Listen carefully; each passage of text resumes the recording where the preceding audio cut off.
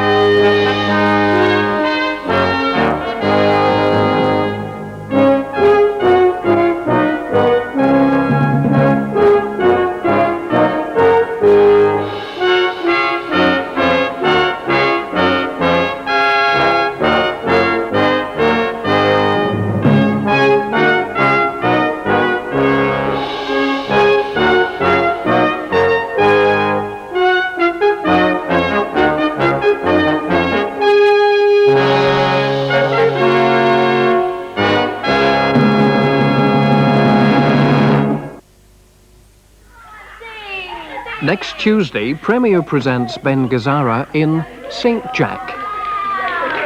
You're a ponce, aren't you? Hard to say what anyone is. Well, I only mention it because, personally speaking, I can never bring myself to pay. Million people make love for so many crazy reasons. Why shouldn't money be one of them? Huh? Yeah.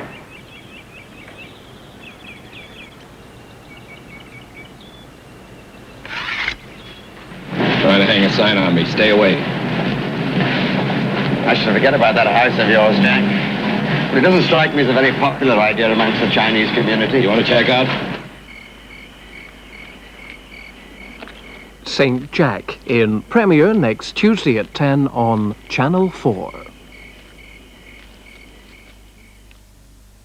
And tomorrow, World Cinema presents The Tragedy of a Switchboard Operator, a Yugoslav film directed by Dusan Makavejev, the story of a young girl and a love affair that leads to disaster. Back to today, and after the break, Don Letts, who makes video pop promos, is one of the guests in Black on Black.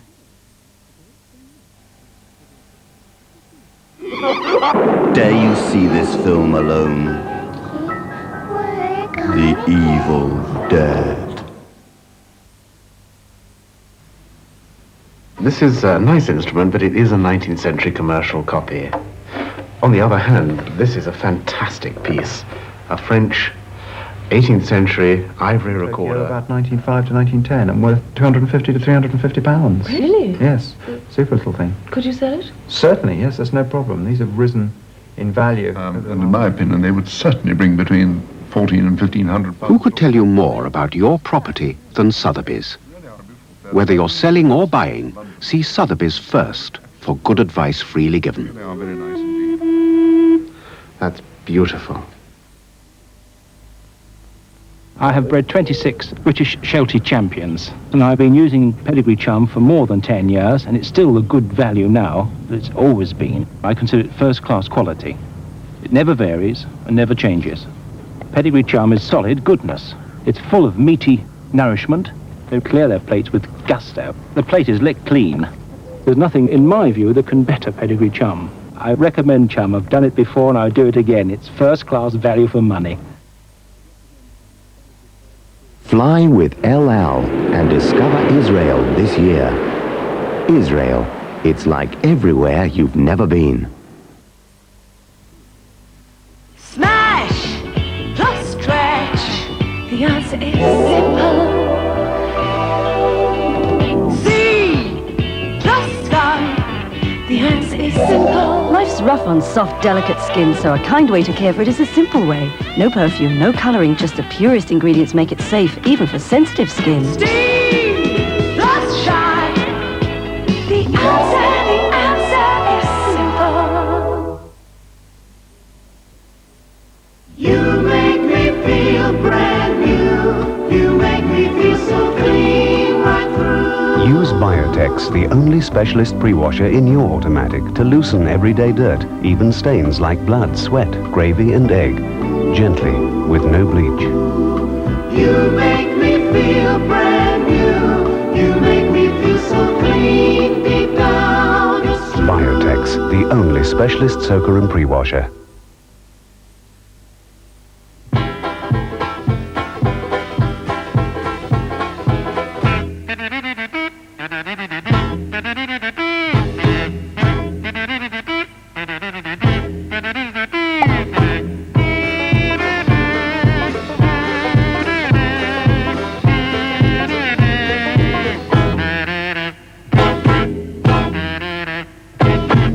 Take a different look at life. Take Punch.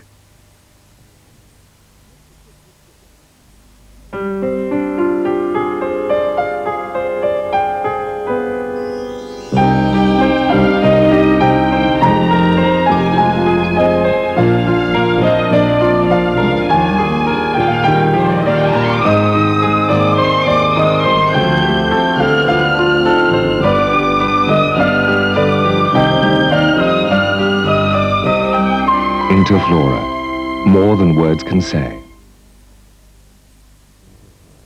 This is Channel 4. Now Beverly Anderson introduces Black on Black.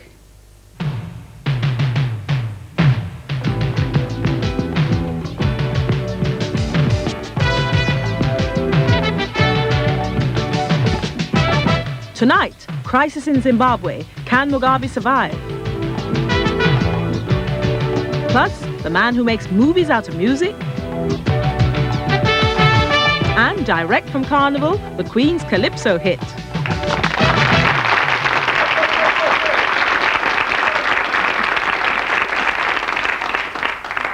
Hello, and welcome to tonight's show. Lots of news from abroad tonight, with reports on Zimbabwe, on France, and a glimpse of Trinidad's Carnival. But my studio guests are both homegrown products. Poetry is becoming more and more popular amongst black people, and lots of you have written to say, let's have some more. So tonight, from Birmingham, here's Pepsi Poet. This is the year 1983. So if you like the thing, them call it poetry, so make sure tonight that you tune in to me, and in case you don't know, I'm Sister Pepsi.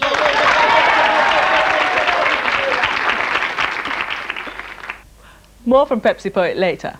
As well as listening to verse, we'll be looking at some pop promos made by a man who's done videos for bands like Musical Youth, The Clash, Fun Boy 3, and The Pretenders. I'd like you to welcome Don Letts.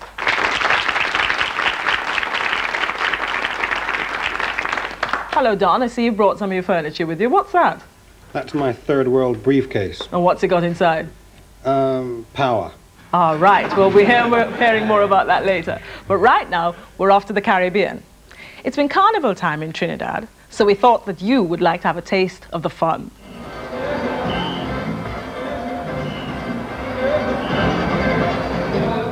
This is Edmund Hart's band, which came joint first in the competition. They went under the name Mass Sweet Mass. 3,500 masqueraders in this band alone.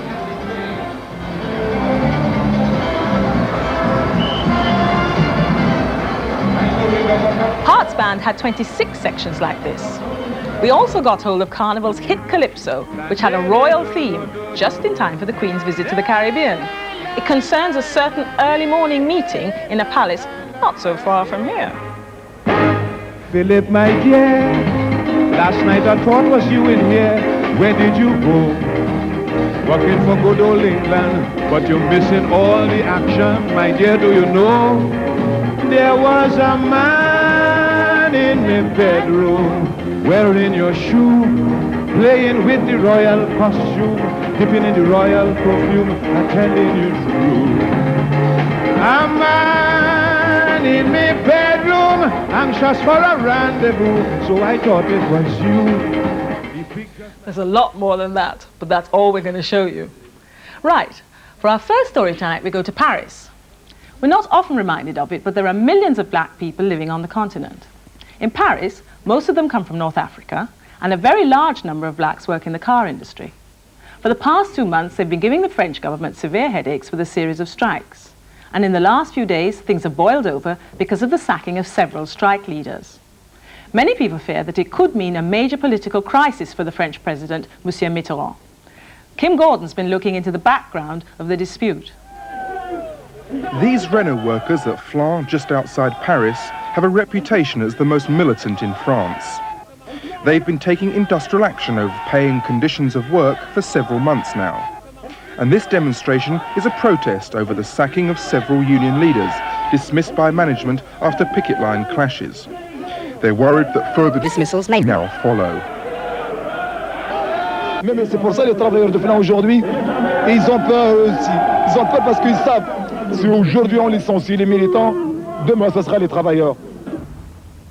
The French car industry is huge. Renault, for example, is the 6th largest car manufacturer in the world. Last year they turned out 1.5 million cars. The industry relies heavily on migrant labour, especially North Africans from Algeria, Morocco, Tunisia, Senegal and Chad, to do some of its most unpleasant jobs. The migrant workers do the dirtiest and the hardest jobs, things like painting and working on the bodies of the cars and other jobs on assembly lines. They are the kind of jobs that the French workers refused to do a few years ago. Before the election of François Mitterrand's socialist government in 1981, migrant workers weren't allowed to set up their own political organisations.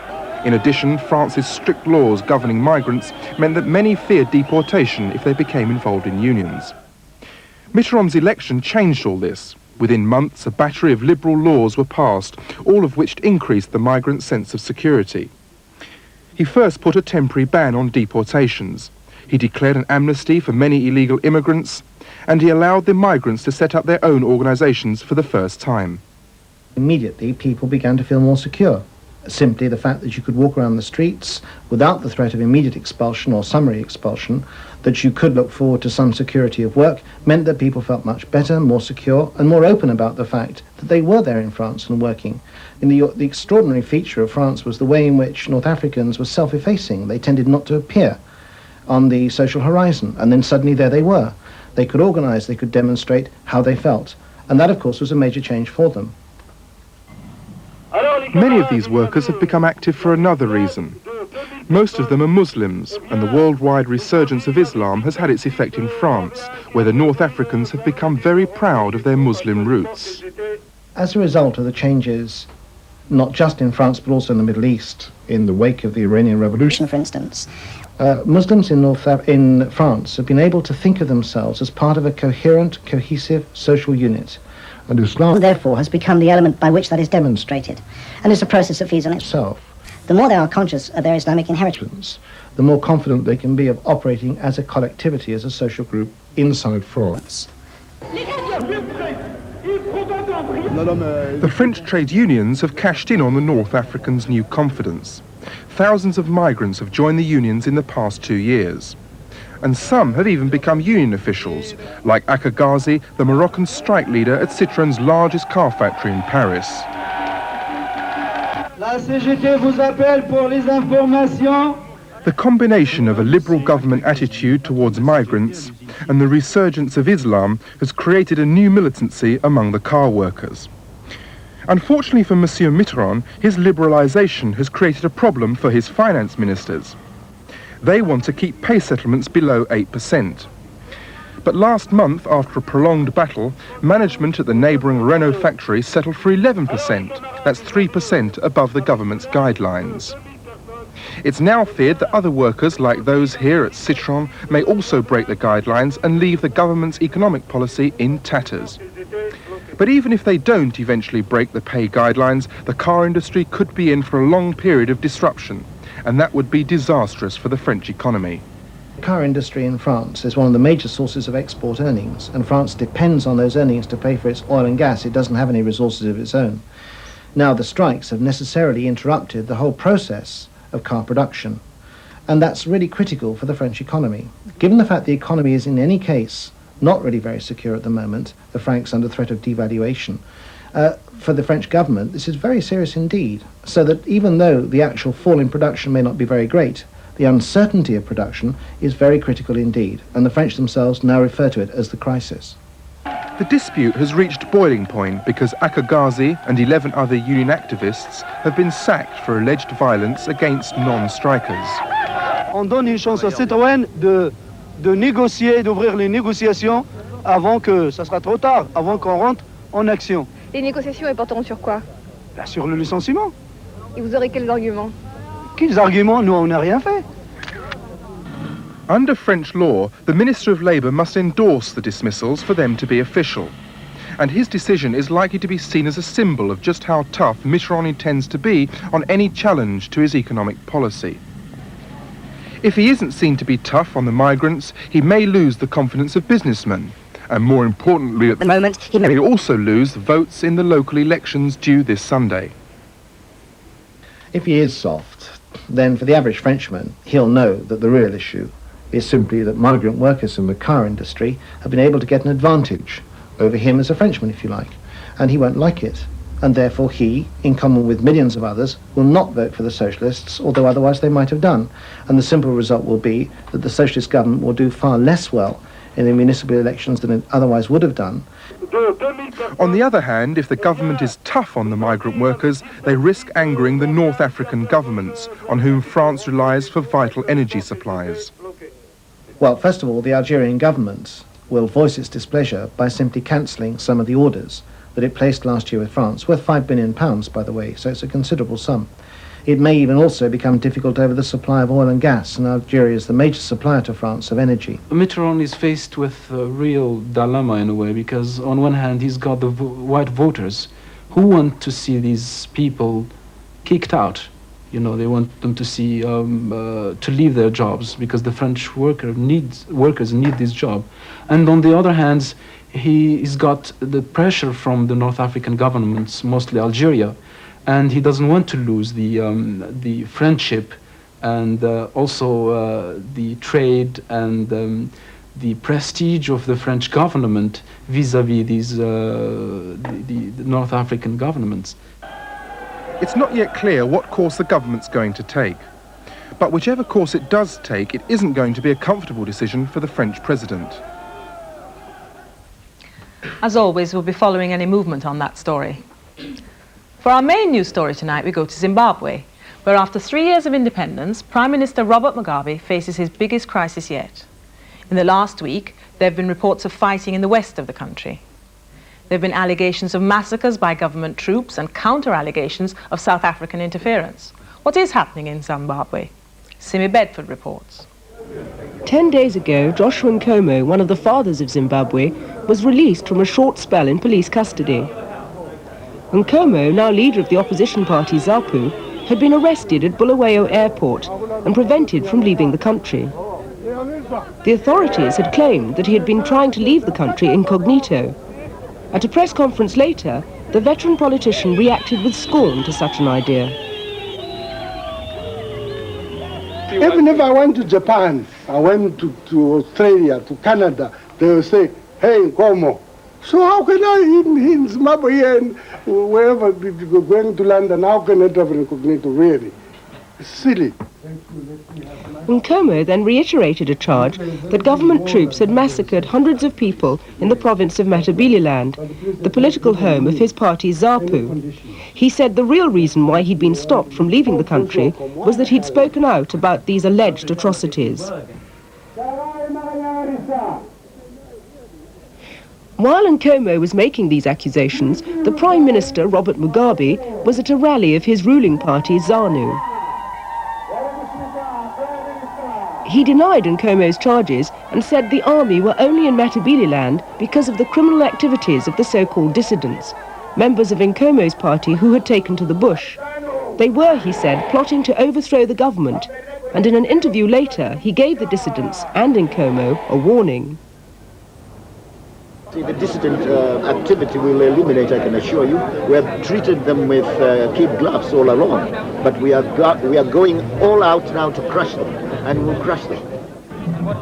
But that wasn't the end of the charges and countercharges on the security issue. Nkomo then said that the death toll in Matabeleland had risen to more than 2,000, while Mugabe claimed that his old ally Nkomo was colluding with South Africa to overthrow him. So by last week, it had become clear that Zimbabwe was facing its most severe political crisis since independence. The two nationalist leaders who had been allies in the fight against white rule, Joshua Nkomo and Robert Mugabe, were now enemies. But the political divide that separates the two men and their parties had not just opened up a few weeks ago. Its roots go back a long way to the period before independence. You have to remember that there are two communities within the frontiers of modern Zimbabwe.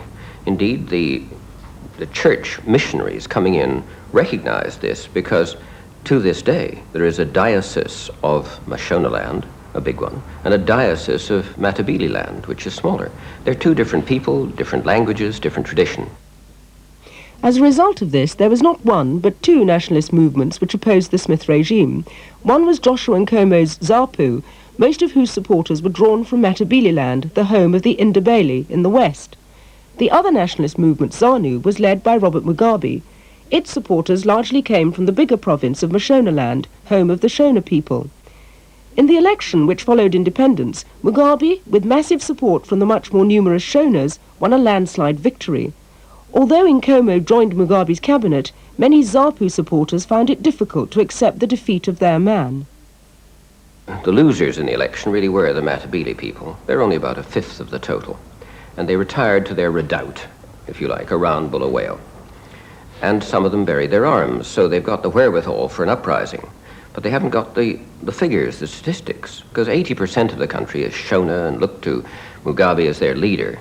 I, Robert Gabriel Mugabe, do swear that I will be faithful and bear true allegiance to Zimbabwe. So even as Robert Mugabe took the oath as Prime Minister and the country celebrated independence, there were many people in the ranks of ZAPU who were nursing a grievance. And over the next 2 years, their resentment increased. Along with the rest of the African population, they'd been promised land for their own farms. But Mugabe believed that an economy badly damaged by war needed the skills of the whites. So the majority of white farmers were allowed to keep their large holdings, and the pace of the promised land reform was slow. But it was even slower in Matabeleland than in Mugabe's political homeland, Mashonaland. This and other recent economic problems has turned the Indabele's sense of grievance about the election result into another, more dangerous emotion, anger. It's based upon the really deep-set economic problems of Matabeleland. The drought for 2 years running, the collapse of much of the Matabele cattle herd, and then what happened under colonialism to push the Matabele away from their lands has meant that there's been almost no successful resettlement programs in Matabeleland since independence. So that I think that there are these deep-running economic roots to the trouble in Matabeleland. It's difficult for people there to think that they've benefited from independence. So it was against this background that many men from ZAPU and its military wing, ZIPRA, decided not to hand over the arms they'd carried in the war. Then, last February, units of the Zimbabwean army discovered caches of these hidden arms on farms owned by ZAPU. To the government, this was evidence that the opposition was planning a coup. There were immediate and far-reaching political repercussions. We have decided on this course. Mr. Mugabe sacked Nkomo from his cabinet and ordered the arrest of two of Nkomo's closest colleagues who had been commanders of ZIPRA. To many former ZIPRA guerrillas, this was the signal they'd been waiting for. Of these personalities. About 3,000 ex-guerrillas, many of them deserters from the army, vanished into the bush in Matabeleland and began to carry out what they'd been trained for, a guerrilla war, this time against Robert Mugabe's government. They soon made their mark. Dozens of people were killed when the ex-Zipra men fought the army on the streets of Matabeleland's capital, Bulawayo. They've also ambushed lorries, raided farms and kidnapped tourists. They've had the support of many local people, but to the government, they're mere criminals. Mr. Edison Zvobo, Zimbabwe's Minister of Legal and Parliamentary Affairs, told Black on Black on a recent visit to London how his government viewed the so-called dissidents. It's really simply banditry. I mean, when you go to destroy a school or a bridge, or you stick up a store and steal money, there is hardly any political motivation in it. It's just simply straightforward banditry. We have isolated cases of political grievances being vocalized by those bandits. But I think it's really an excuse rather than the genuine cause. The government's response to this banditry has been to send in the Army's 5th Brigade, highly trained and composed entirely of Shonas. And it's this brigade, which it's alleged by Mr. Nkomo, have massacred innocent civilians in their search for the guerrillas. So the political conflict has come to a head, and it's no exaggeration to say that the whole future of Zimbabwe depends on how it's resolved. But what really worries many people in Zimbabwe is that this internal problem could be made much worse by an